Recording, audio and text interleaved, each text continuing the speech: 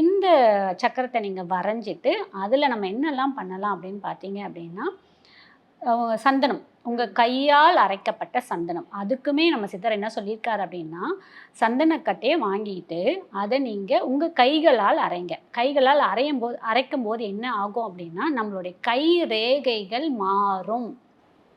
Okay. சொல்றாங்க, கை ரேகைய பார்த்து கூட நம்மளுடைய தலையெழுத்த சொல்லுவாங்க. பார்த்துருக்கீங்களா? ஜோதிட ரீதியா சொல்லுவாங்க. நம்ம கைரேகை மாறும். இந்த கைகளால் நம்ம சந்தனத்த அரைச்சு, அதில வரக்கூடிய சந்தனத்த இது மேல வைங்க. சாமிக்கெல்லாம் கூட நம்ம கைகளால் அரைத்த சந்தனத்த நம்ம ஒட்டு வைக்கும்போது நமக்கு பலன்கள் அதிகம். நம்ம வைக்கக்கூடிய வேண்டுதல், நம்ம சொல்லக்கூட மந்திரம் சித்தியாகும். பலிக்கும். ஸோ அந்த மாதிரி பண்ணலாம். அந்த சந்தனத்தை இதுக்கு மேலே வச்சுருங்க. அதுக்கு மேலே குங்குமமும் வீட்லேயே எளிய முறையில் செய்யலாம். அந்த குங்குமத்தும் பண்ணி இதில் வச்சுக்கோங்க. அதற்கப்புறம் அட்சதைன்னு சொல்லுவாங்க. இந்த கல்யாணத்துக்கெல்லாம் அட்சதை போடுவாங்க. நமக்கெல்லாம் தெரிஞ்சது அதுக்கு மட்டும்தான். ஆனால் கடவுளுக்கே நம்ம அட்சதை வைக்கணும்.